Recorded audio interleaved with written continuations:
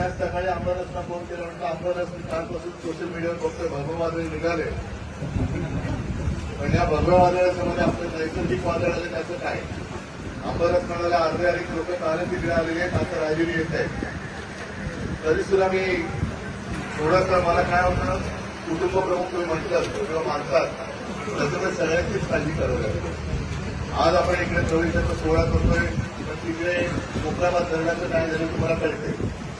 आज सर्वात सगळीकडे मुंबईमध्ये सुद्धा तुम्ही बघताय नवीन नवीन ठिकाणी पाणी पोहोचलंय.